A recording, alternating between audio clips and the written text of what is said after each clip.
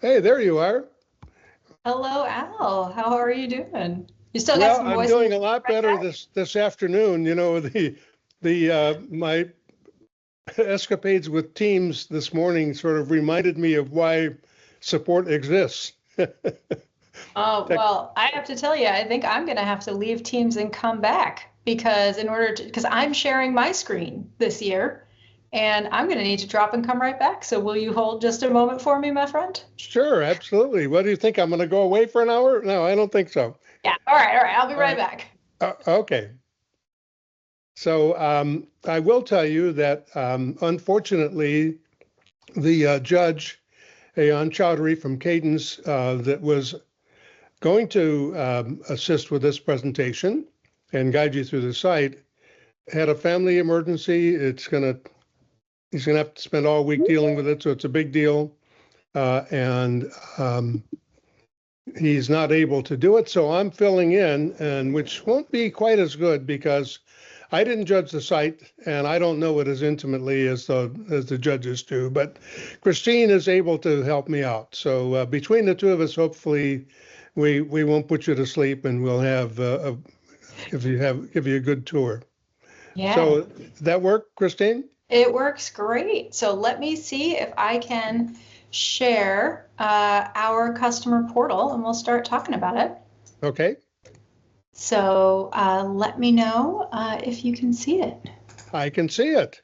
All right. So, why don't you give us a little overview, and then I have a couple of specific things that I want to look at or have you show us. I mean, you got a lot of accolades for ease of navigation and generally making something very complex be easy to understand and easy to use.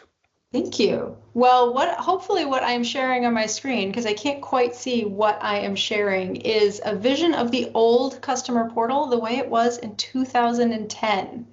Can you Wow. see that on your, I don't know if you can see that on the screen, but that is what we want. All right, I see a couple people laughing. That is in fact the one there. So um, since it was just going to be you and me this year, Al, I thought we might fill the time by inviting some folks who might have met you back in the day when this was our first submission to the ASP award. And so, Paul, I think, or I'm sorry, Paul, if you're there, we have Chris Bredesen and Mike Amburn Dixon who are on the line who wanted to pop in if possible and just give a hello and a thank you from Red Hat. Red Hat old to Red Hat new as well. Great. I, So I just moved Chris up. Who is the second person? Mike Amburn Dixon. I see him as well. So Mike and Chris, are you there? Would you like to say hello and this is a celebration of Red Hat and Al. Uh-oh. All I can hear, Chris, is yeah, over and over. It's very enthusiastic. But oh, it's definitely you, my friend. This is what happened to me this morning. Must- Oh, Microsoft Teams. It's exciting. Well, maybe while you're working that out, Mike, if you want to hop on video and say hello and maybe talk a little bit about what it was like back in the day to make a portal back when that was like a new thing, if you happen to remember. Oh, it was crazy. It was in the days of where single sign-on was just beginning to kind of take off as a concept, and Yep. I think we were one of the few that started using a enterprise search engine to start to index content, and so that I mean the whole original kind of first customer portal was, instead of going to one site for support and another site for knowledge base and another one for documentation, just kind of Yep. bringing that all in under unified navigation, and then of course bringing a search appliance in to index everything. And so yeah, those first versions were of course revolutionary for us, right? And definitely for the customer to be able to go to like one place and be able to get everything you need. But then as the years kind of continued and it evolved, adding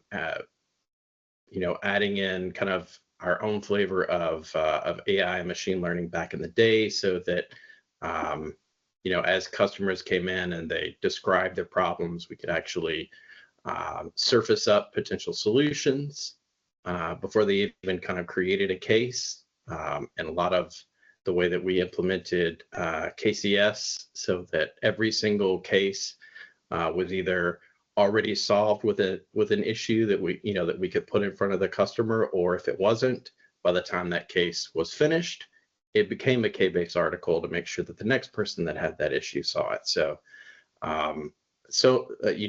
looking back over the last 15 years, there's so many incremental improvements from an experience perspective, but also, I think, Al, you were talking about this also, just the level of thought to go into how can we make this the experience of being a customer so much more pleasant, easier. How do we add value from the digital landscape to all the people behind the scenes? So I have to ask though, Mike, you and Al, you must have met at some point and over the course of the awards in the years. Have you met before? Nope. I Well, know that's a the good name. question. I can remember email threads, but I don't think that we've ever met. Yeah, this Well, was we this might was have, before Mike, COVID and everything was video. we did do a live conference at Red Hat in Raleigh. Gosh, I don't know, 8 years ago, maybe. I'm just guessing off the top of my head, quite a while ago. And we had a lot of course, Red Hatters there. And it was open to everybody, but we had a lot because we were, down at your headquarters in downtown Raleigh. Did you attend that? Probably not. But Chris might have, and I think Chris. he just rejoined. So if he Chris happens to be here, Paul might be able to pull him in. And Mike, thanks for coming, because this is, I went from, hopefully you could see, sort of old portal where we started. I watched a demo that Mike gave to get this screenshot from 2008, 2009. And now here we are. And it's really interesting to me how things change and how they stay the same, because we still have, knowledge, security, support, and even back then, knowledge, support, security. And one of the features we submitted this year was that we redid our main navigation, and yet still, these are some of the biggest and most meaningful things we can talk about. So, all right, well, let's see. It was Christopher I promoted, right? Bredesen is the person who might be able to chime in this little walk down memory lane, and then we'll kind of pop into some of the other features that we could talk about that are actually current, I promise. Did I get the right one? I don't know. Christopher. Chris Bredesen. Oh, sorry. Oh, you just give Christopher Staples a lot of power. Too many. All right. Yeah. Okay, now you should be able to. It's still happening, really? You're just Yeah. all right, my friends. Gonna have to log out. Yep. No. Well, with that, I think the fact that it's just saying yeah over is kind of enthusiastic, and it's how we feel about this award and about how we feel about working on the site. So, Chris, I don't want you to debug Microsoft Teams too much today. We'll give it one more go. All right, no more goes, but. You and I are in the same club, Chris, regarding Teams today. Christine, just before you go into the new, even the screenshot looking at the way browsers were back then, right? The style of the browsers and how those have evolved. It really did the whole picture. The whole picture. It is. So, well, thank you for joining us, Mike. Chris, thanks for My trying. pleasure. My pleasure. And Al, we can kind of talk about the new now, but we wanted to bring some friends, old friends and new, back to say hi to you, since it was just going to be us today. Well, I greatly enjoy it. And of course, I know Paul Lyons, the VP as well. He was the one that agreed to host us, whatever it was, 8 years ago. So he'll be actually leading a discussion of members of our members advisory board tomorrow morning. All right. So you'll get to see him online as well. Well, with that, I guess we can talk about the new site a little bit. As I said, when we did our application this year, one of the big features we talked about was that we were redoing the main navigation. And so we spent quite some time figuring out what's meaningful, where do people go? We got a lot of feedback. And some of the feedback that we got from the judges was that they loved what we did and they want us to do more. And they really want us to help. And I will say that when we did this main navigation, the main thing that we had in mind was not only serving people who had been coming to this site since back in the day, but figuring out how to make the site work for new people, for new users of Red Hat Enterprise Linux, for people who were using OpenShift for the first time, because over years that nav just kind of grew. It wasn't so much designed, it just sort of grew over time, and we had to like reapproach it and really think about it. So I don't know, Al, what do you think? Are we on the money with products, knowledge, security, and based on what our judges had to say, which I did review before today to make sure I was very familiar with it and up to speed. They loved it. That was one of the things that they just were over the moon with on your site. So mission accomplished. You guys hit the mark. Excellent there. And we're going to keep working on it. I know some of the questions from folks today have been, so what's next for you? So one of the really cool things about Red Hat, we have a number of major websites. So we have what we call www.redhat.com. We have our customer portal at access.redhat.com. We have a few other big sister sites. And we are joining forces to make better and more unified navigation together, so that when you move from site to site, major site to major site, if you happen to do so, you don't feel lost or unmoored. It's easy to get back to where you were going, and the important things that you need to get to are carried with you as you go, should you choose to share information with us. So I think we're hopefully going to hit the mark on responding directly to that feedback next year. So it should be pretty cool. Our second thing that we talked about in our application, Al, was search. I don't know if you remember that. So let's just bring that up real quick. That was also on my list of things to bring up today. So you're right on the mark. So I tried to bring some screenshots so we could enjoy where it started, like how it's going, how it started, how it's going a little bit for us. And so this is the original search from the customer portal back in the day. And you can see there's a KBase link in here and some links here from docs. So even back in the day, it was kind of a unified search that brought things together. And blam, look at this, definitely has a lot more depth and elegance to it now. And you can see here that we have a lot more filtering in place. And one of the big things that we did this year was that we made sure that we had a cross-site search index. So I'm going to keep coming back to what Albert Miles said earlier. So he works at Red Hat and he was judging one of our peer sites. And he said all of the integrations were so beautiful.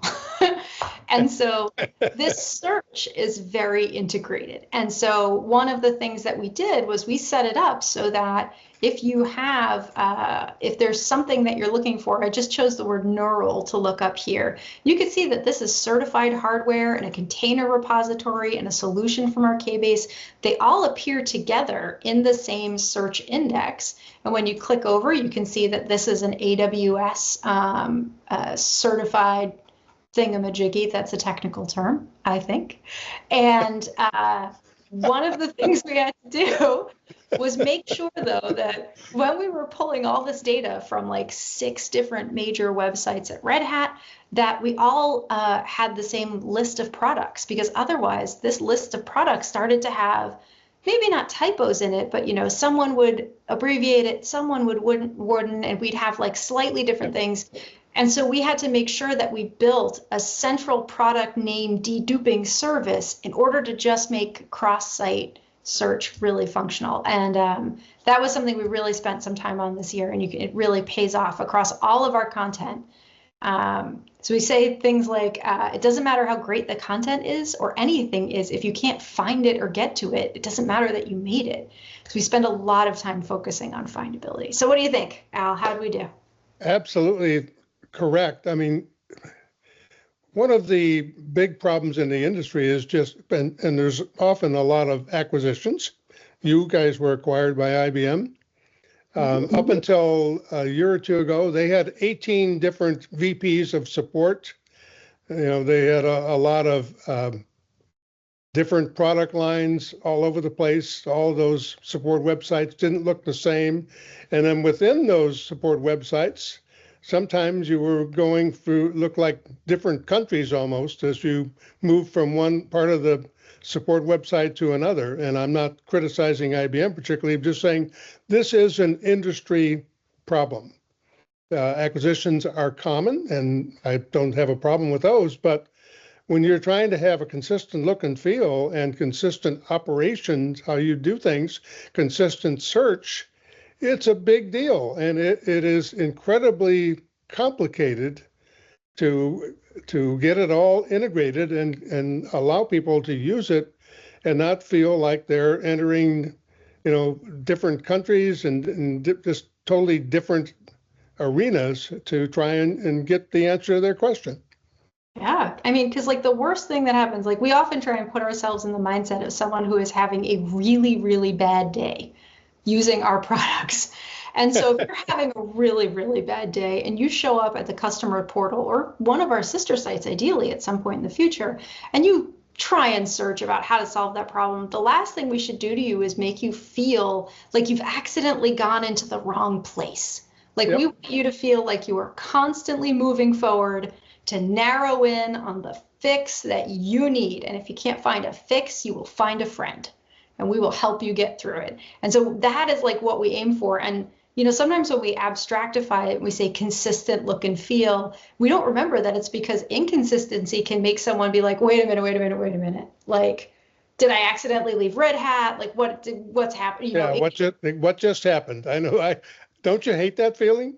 I hate that feeling. It's great because when other websites give me that feeling, it reminds me that my job is to not give that feeling to people at Red Hat. And so I get to like fix it for myself, like even though I don't necessarily do it. So that is why we have a dedicated search team that spends time building and maintaining the pipes that bring the information where it needs to go. And we spend time designing our search. One of the other changes that we made recently is if you look up one of our products, you'll see, let me see if I can, I think if I put in REL, the abbreviation, you'll see sort of pop up all of a sudden over here on the right side, this like, we call the one box, and it contains sort of quick links. And right now it mostly works off of our product names, but we could expand that in the future, theoretically. But right now we just need to get people where they need to go. And that is our obsession. How fast can we get you to the thing that you need right now? And search is a big part of that obsession. Some of the judges talked about your top line navigation. Can you show some of that?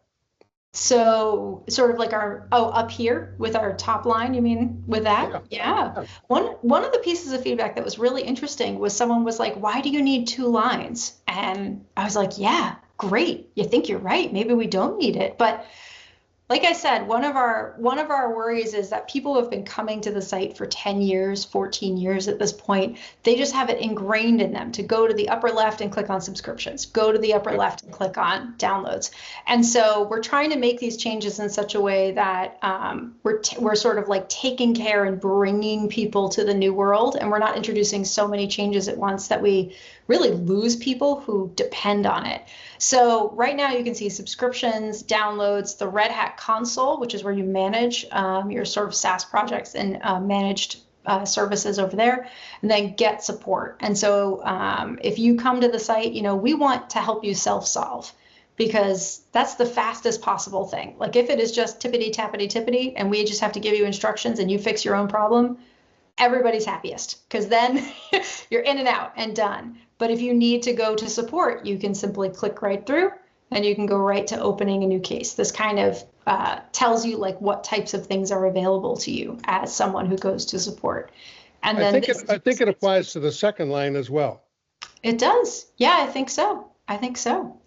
So we have this organized in the same way, I think, as we said, or we were talking a little bit earlier, how we organize this. So products is how most of our site is oriented around products. We're trying to figure out some good ways to talk about things that are cross-product, but very important right now. Like AI, for example, is cross-product concern. We'll figure that out as we go. We've got our knowledge area, which contains links to a lot of our knowledge-based things, our docs, some of our training, which we bring you over to the training things. One of our pieces of feedback was more tight integration with training, which I was chatting with some of the training folks about as well. We have our security center, loads of really great content in here that we've spent a lot of time working on with the security team. And then support. And this is where you find your support cases, troubleshooting, how to contact us. Like, for example, if maybe you can't open a case for some reason. Okay, well, we help you with a phone number. Like, we don't just leave you hanging, right? So we have to catch all of those people wherever they are that day along the line. And we also have our forums in our customer portal community and things like that across the way as well. Some of the judges, some of the words they used to describe why they really loved your organization and navigation in particular was simple. You kept it simple, even though obviously it really isn't simple to get where you want to go. But you make it look and feel simple. We do. And they also said they thought it was intuitive. Yeah, it took a lot of work to get to that intuitiveness, I will say. And as I say to the designers, whenever they work on something, when they finally get to that we hit the right design, it is simple, but simple is a very expensive word. As if you're making saying in engineering that you've reached design elegance when there is nothing more to add, but nothing more to take out. That is exactly what we've tried to do here. And I think we are going to continue to refine it, but this represents a really significant simplification of the most important things and bringing them right in front of people, because some people like to search. And so we talked a little bit about search, and some people just prefer to browse. And so we're here for you. How can we help you get to the things? Like, here we go, Yep. Maybe today I want to search, but tomorrow I want to browse. I mean, it isn't like I always want to browse or I always want to search. It's depending on how bad a day I'm having, right? Yeah, exactly. So I can say, so we're kind of getting into some of our cases stuff. So to go to that for a moment, this is what opening a new case was like at Red Hat I'm guessing this is probably 2009 or something like that. You could get over here and it would let you sort of select your product and your version and your severity level and things like that. And where we are, one of the features that we talked about here is our AI-assisted case troubleshooting. So when you select a product, in this case, I'll select, let's say, RHEL 9.0, and I'll say, oh, I think we lost Al. Did we lose Al? No, you didn't lose me. I want right. to go look back, and I'm going to go look back and see how many years you've won awards. I think this is number 14, but yes, please do. So can't, upgrade from RHEL 8. And we can say maybe there's a lot of detail to this problem. And the more I put in, the better the AI responds. And we've got some instructions that say this over here, which is I'm running into errors trying to upgrade RHEL 8. And if I knew more about RHEL 8, I would put in a really specific error here. But you can see it's already kind of thinking and churning about even just this little bit of information here. We have these search results now powered by OpenShift AI. And it weighs various different pieces of information about each piece of knowledge from our knowledge base, which is very troubleshooting oriented. And you can see a number of things popping up already. Now, this one has upgrade issues from 7 to 8. And that right now we see a lot of people who are in the 7 to 8 phase. So it's made an incorrect assumption. It thinks we're talking about 7 to 8. We're actually talking about 8 to 9. But you can see here that it starts to talk about upgrading from 8 to 9 and how to upgrade and things like that. And so it understands like what we're talking about and how to pull things out from there. And then if I were to continue, it would go on there. But I believe this sort of AI-based troubleshooting, I'm sorry, I should have prepared a better example with a lot more detail so you could really see it just stick the landing on the first try about how it really brings all of this information together, and then it actually leans on the search that we showed earlier, and then it re-ranks it using AI and uses more information to produce something more targeted. And we're seeing some really lovely results for people being able to self-solve better when we give them something that is like a more powerful tool to connect them to what they're looking for. Yeah, Mandiella will be talking with us in more detail about some of that tomorrow. By the way, you've won awards since 2011. Okay. From us. Okay. From ASP. So does that make this 13 or 14 then? Was I right? Or is it 13? 11. I have to think about that. I think we have to think about it. It's either the 13th or the 14th, depending on how it works out. I think it's 14. It's 14. Let's go with that. So those were some of the big things that we talked about in our application this year. And obviously we have like a pretty wide portal with a lot of other different content types. One of the things that I will say that we sort of did some back of the napkin math on recently was that at Red Hat, because we do so much about support and about giving people opportunities for self-solve and empowering people who use our products, customers or not, my back of the napkin math was that about 38% of all Red Hatters contribute to the customer portal in one way or another, either by making our products, contributing to the knowledge base, actually helping make the portal. And it's just a huge, I think it shows in what you find on the portal, how much of it there is, how many people spend their time and energy and care getting things to people who visit this site. So I'm very lucky to be one of the people at the pivot point, kind of watching that happen. So what else would you like to chat about, my friend, Mr. Hahn? Well, you might show a little more of the search, because you did get some really extraordinarily high marks for search. So you obviously are doing things that not everybody's doing. Thank you. Either that or doing it a heck of a lot better.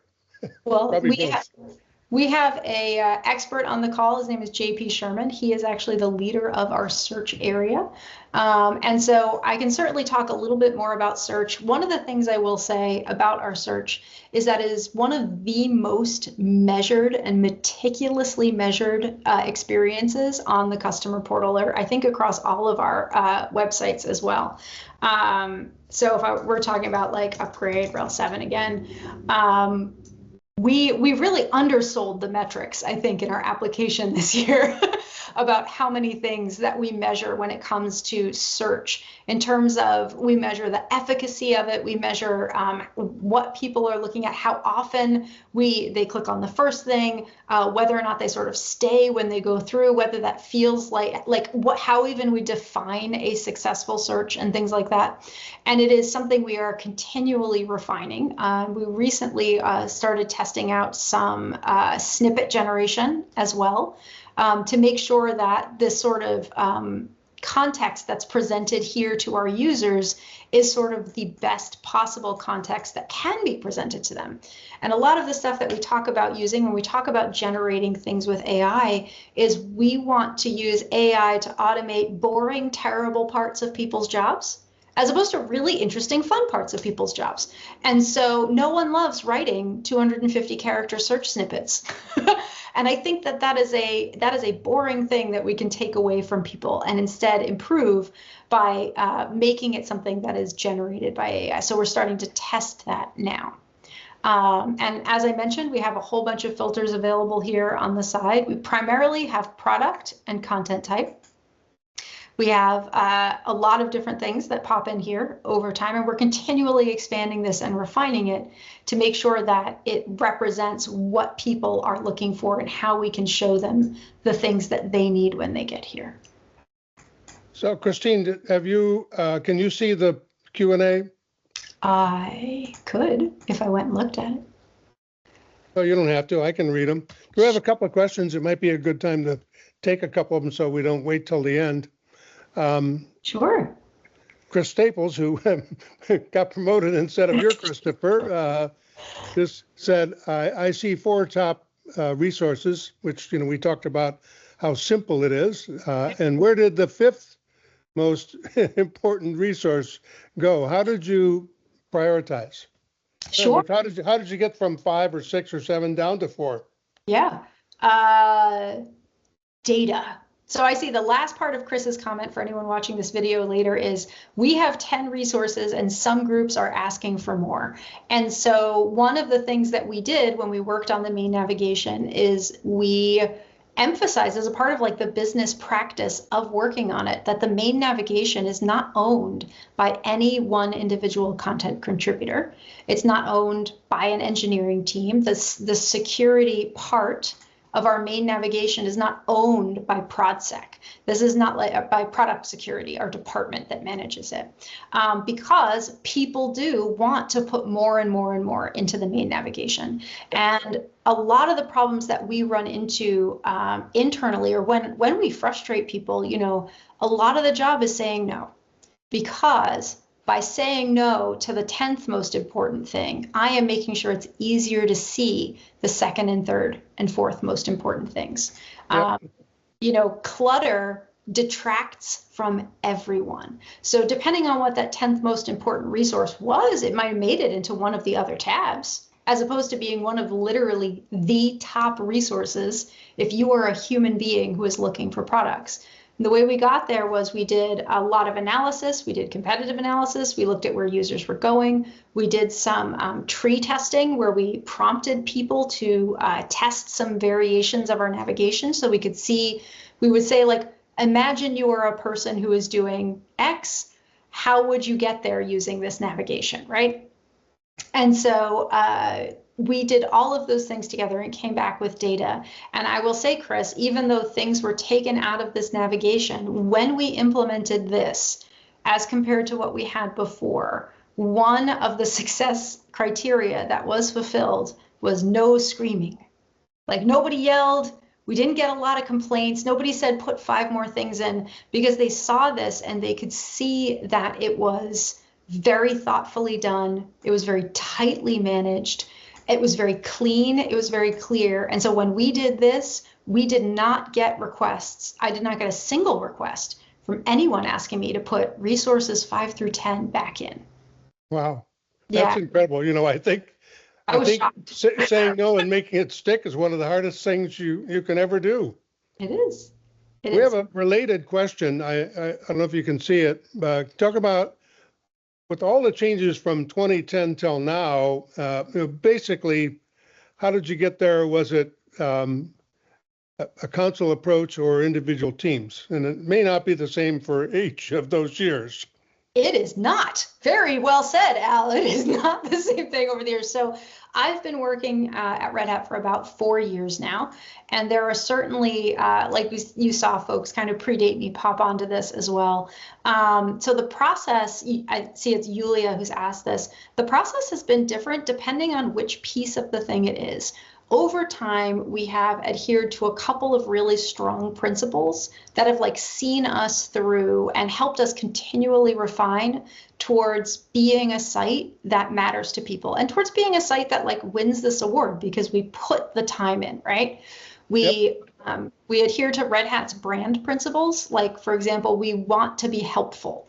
We don't want to interrupt people while they are trying to do a thing, right? So we have some strong principles there. We are also obsessed with customer focus, right? And when we need to, when we have people who want us to do a thing, we do try and talk about open decision making, which is something that Red Hat practices. I think we have a book about it somewhere if you'd like to read it. And so we do make sure, we believe pretty strongly that great ideas can come from anywhere and that you do want to discuss things, but at the same time, there is a balance where you don't want to kind of get stuck in a committee for a very long time. And so we also practice quite a lot of data-driven prioritization as well, right? And so when we talk about like all these processes and things like that, what it really comes down to in a lot of ways is that this website, which has the contributions of 9,000 people representing dozens and dozens of teams in it, could easily be a chaotic, confusing place that has no way to understand how the things relate to them. And so we are constantly fighting against Conway's Law. Like, we know it's there. We do not want to show our org chart on the site. And that is that's a thing that Chris Bredesen was obsessed with. And he will talk about that a lot. But when we talk to people, we talk about the data that drives our decision. We talk about why we're doing it. If we don't have data, we're happy to operate from instinct if we have to. But it all comes down to good product management in a lot of ways. And we treat the customer portal like a singular product that has its own voice, its own opinionatedness.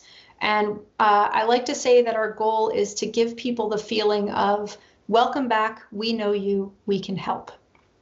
And sometimes I'll tell someone we cannot do that thing because it gives people the feeling that we don't know them, or like we can't do that thing. It's not helping them do the thing they came here for. And we're starting to see that be reflected in the way other people talk about this. And I am just the latest person to sort of like hold that line and refine that and find new ways to explain to our peers all across Red Hat why certain things happen on the portal the way they do and why we say no. We try and be friendly. Sometimes we try it, but we do have, the portal is an opinionated experience. And we will hold people to standards to make sure that that opinionatedness is not diluted because people just need a place to stick something. And so that's, I think, the best I can say for the process. I hope that made sense, you, Leah, and Al. What do you think? How'd I do, Al? Absolutely. You said earlier, you have to imagine somebody's having a bad day. That's why they're contacting you, maybe, could be. And you don't want to make it worse. You want to make it all go away and be back to normal life. So I think you guys are living it right in the sense of keeping it simple is so hard, and you have to constantly be keeping people in check from a human nature standpoint. It's always easy to think, well, let's add this, let's add that. But the hardest thing is to say, no, you can't add this, you can't add that. Or if you do, you've got to integrate it over here with these other things. If we're going to do it, we have to do it well. We can't do it badly. You have to live up to all the people who have come before you on this customer portal. Like, we won't just kind of slap it out there. I think in many ways, though, I will say it is the illusion of simplicity. And I think it's the confidence that, like, using Red Hat Enterprise Linux is complicated. It is an inherently complex task. You are trying to do very hard things. When you are working with any of our products, you are trying to do something probably pretty intense, relatively complex. And our job, whether someone working on the portal or docs or anything else is writing content or building an experience, our job is to reduce the needless complexity and emphasize the simple path forward that helps you get your job done. Easy to say, hard to do. I mean, really hard to do. That's why they pay us the medium bucks. So. Yeah, good luck with that part. So you're very entertaining to talk to. Well, thank you, Al. I'll take it. But, there's a reason that I gave you guys a special award a few years ago for all of your sharing. And really, I mean, there are, NetApp is, they want to be you. I mean, they've won now 7 years in a row. You've won 14. So they're great, but there is a difference between doing it 14 years and doing it 7 years. But, I could point to either one of your companies and say, because I do get questions. How do we create a great website?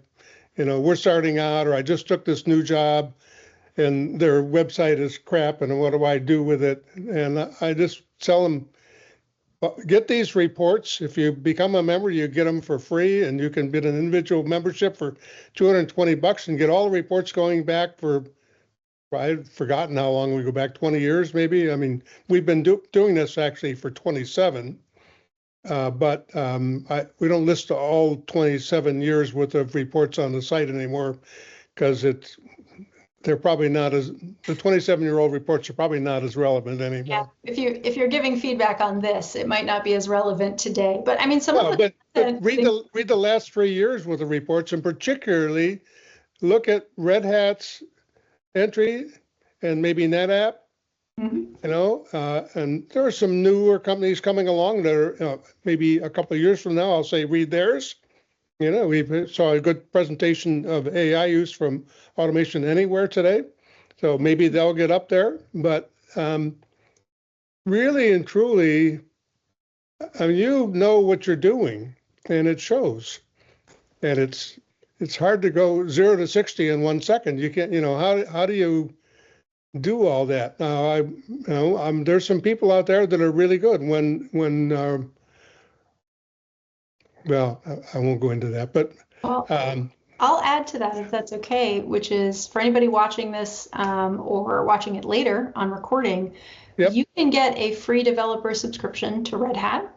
Just look it up. You can find it, get a free subscription to Red Hat. And with that, you can unlock most of the customer portal. Like you don't need to be a customer to use our customer portal. You can be an entitled user and you can look at our whole knowledge base. Like Red Hat is open. We take that very seriously.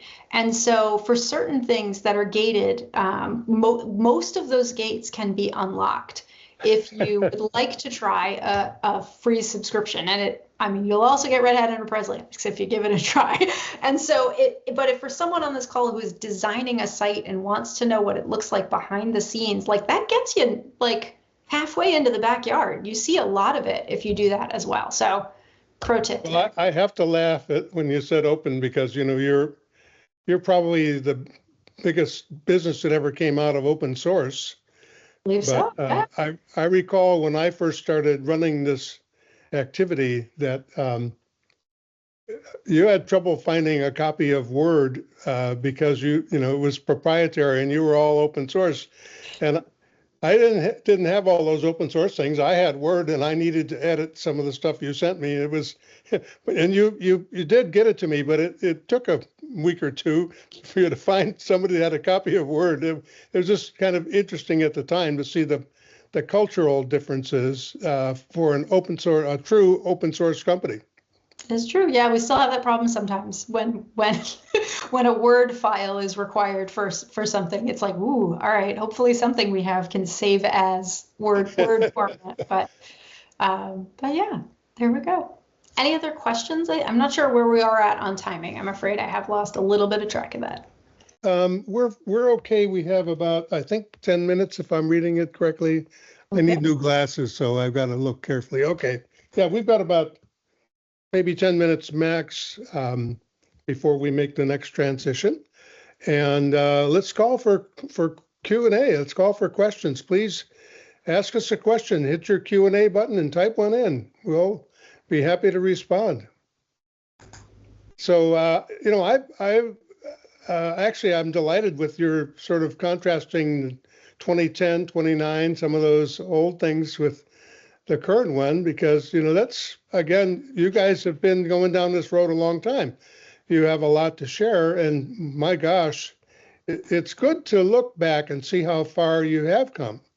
Yeah. I mean, things were very different then than they are today. This was for Red Hat Enterprise Linux 5. I believe the RHEL 10 beta just came out. So it feels like a long time since it started, but it's interesting to see kind of how things have changed and how things stay the same. And we're seeing this sort of, you know, the pendulum swings and how things work. And as always, like the challenge of our role when we make a customer portal or any other really large website is kind of, what do you bring together in the same neighborhood? What do you separate? And in this case, you know, we like Red Hat really privileges this idea of bringing together everything you need either to support yourself or get support from your friends at Red Hat.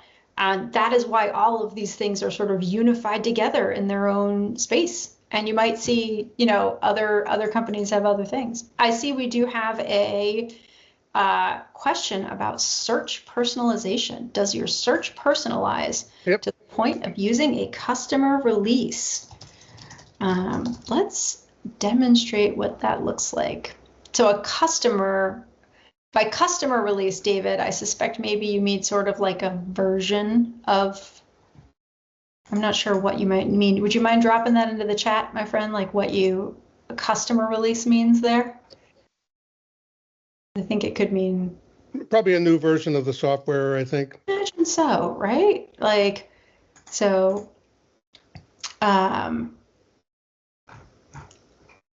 for some things, we have the ability to do some additional filtering on like specific releases. Like you can search in some ways, depending on what you've searched on, you can limit it to rel 7, 8, or 9. Personalize is an interesting word there, though, because we leave that up to the person who is looking at the search to sort of choose. So one of the questions or conversations that we have right now that I was having actually with JP, who is our search expert in the chat earlier today, is a little bit about the idea, this like tension between personalization and stability of an experience. So if you personalize a search for me, and you see this on shopping sites sometimes, if I bought something recently and my search results constantly reflect the thing I already bought, that becomes a problem the day I'm looking for a present for someone else. And so sort of expanding that like experience over to like what we do here, what if the person who's visiting our site is a consultant and was helping one customer last week with OpenShift and is now helping a customer with Rel? The types of things that we ask someone to tell us about themselves and whether or not we're allowed to extrapolate, we have to figure out how to have sort of like a stability of search experience rather than necessarily just one that is personalized. So we're sort of figuring out that now, that tension between personalization, and this isn't only about search, but personalization versus empowering the user to say, today I am interested in Rel 8, right? Those are two very different actions. One's like an assumption on our part, like we know that you probably like OpenShift 3.11 versus today I really want to read about OpenShift 4.10, right? Like, because I'm investigating it. And so our search, and it's possible that a friend, thank you for specifying. So our search we have tested some of that in our search before, and we did not get as great results as we thought we would. And so when we look at like specifically at personalization, that like when we try and make assumptions about what someone is interested in and what they care about, I don't think we have hard data yet on like how many people wear a different hat on a different day and maybe it doesn't work for them and things like that. So we're still working on it, but you can filter depending on what you've searched on. Sometimes you can filter down. I think it might be if you've already filtered on a content type. Oh, no, maybe not. I have forgotten exactly how to get the 7, 8, or 9 to pop up here, but you can sometimes filter by some versions for what we call sort of like our platform products. Red Hat has many, many products. We have a lot of problems that are related to just scale. And so if we have like 50 products or more, we can't treat them all the same. So we have this sort of like tier 1, tier 2 product split. So Red Hat Enterprise Linux, OpenShift, Ansible, those are sort of like definitely tier 1 products. And then we might have these sort of smaller things that show up as well. And just you get a different experience depending on what you're trying to do with like one of the big dogs versus one of the teeny tiny puppies. So yeah. And I think David has a follow-on question, if you can read it, or I can read it to you. Yeah, how far back does your documentation go? A certain number of releases, years, etc. I found Rel 3 documentation in like an MIT archive, I think last year, where they were, because it was sort of like a historic artifact, like academics were looking into it, right? And so this is like another one where it's like, how far do we want to go on this? If a product is still being used by people who paid for it once, you can still find whatever you need on it. That's just how Red Hat operates. We're known for not forcing people to upgrade. That's one of the things people like about us for the most part. Not for the most part. People do like that about us. So it depends a little bit on like, it's not like a hard and fast rule about years or releases and things like that. It has to do with the supportability of each thing. And so one of the top pages we have on the portal in terms of just like raw traffic where people go and look at it is this sort of Red Hat Enterprise Linux lifecycle. And it looks like an older page. This is a page that we'll hopefully be tackling with a design treatment soon-ish. But you can see here sort of like what the versions are and what that means, and like full support and maintenance support and things like that. So David, I would say that the answer to your question will be a lot easier for me once I have redesigned this page and removed the unnecessary complexity. When I look at this, complexity affects everybody, right? It affects everybody, but like I look at this and I work at Red Hat and I'm like, well, can I get the RHEL 5 docs? Which one? Where is it? Where does it go? And so right now we have a lot of necessary complexity in here, but it is presented in a complex manner. And the question that we'll approach this with through design is how much can we make this simpler while still retaining the meaning and making sure that we are sort of disambiguating what people are asking for. And we might find out the question is like, do I get docs with this one, right? Like what you get with, maybe it's like a thing, like you get documentation with this, or like ones you can't find anymore, RHEL 3, look at MIT's Archival Computer Science Museum website kind of thing. So it's a good question, very good question. Well, you said it earlier that simplicity is actually an illusion, but it's a useful illusion. It's a useful illusion. It's an illusion. We aspire to being told that we are simple, and we know we've succeeded when people are like, oh, it's so simple. It's like, yes, nailed it. So Yulia has a follow-on question or another question. She does. So what is your contact deflection rate? So that's deflection rate, again, can be something that's a little bit different. I don't think I remember off the top of my head what our deflection rate is. I have to apologize for that. I can find out and let you know later on. We are looking to increase it solely through self-solve. Right? Like I could increase the deflection rate of our support case experience on the portal to 100% by turning it off. but that's not what we want to do. But your customer satisfaction wouldn't be too good. Exactly. We only want to increase deflection insofar as that matches up with happy customers who have fixed their problem without even having to fill out a support case request, right? And so with that, we're looking into both direct deflection, like someone who starts a case and then leaves, and then what's called sort of indirect deflection sometimes, or pre-case creation self-solve, where how can we measure how well the portal is helping people self-solve before they even try and make a case. And so we're working on getting those metrics in place so that we can benchmark and improve against them as we go. And do you employ KCS methodology? Yes. Yes, we do. KCS version. Do they ever? Would be my answer to that one. We do. So Albert Miles, who was on here earlier as a judge, is like he is not actually a PhD, but he is like our emeritus professor of knowledge management. And he is just a font of wisdom about it. And we do employ KCS methodology. I want to say KCS 6 is the standard that we use at the moment, but I'm not as familiar with it myself, so that might sound a bit off. But yes, we do employ KCS methodology. We're looking towards, one of the things that we care a lot about is making it easier for Red Hatters to contribute content and to help fix things when they see something that's wrong. And so that is sort of like a cycle time that's a little bit slow and wonky right now. And we really want to, like, I think of this very much as sort of like unlocking the potential of my coworkers who just see a wrong thing and then they're not sure how to fix it. It's very similar to how we think of maybe using AI to help generate content. I am not a big fan of AI generated content, but the way I can get to it, not only with the like automating boring parts of jobs things, is that I have colleagues from all around the world. And one time, like periodically throughout the year, I'll go on LinkedIn and just like check off people's skills, like, and just like gives them a nice little dopamine boost when they get there. And one time I checked off business English on a colleague and they came back and they were just so grateful because they had been worried about their English. And I didn't even realize it. I just was kind of going through and it's like, of course they're good at business English.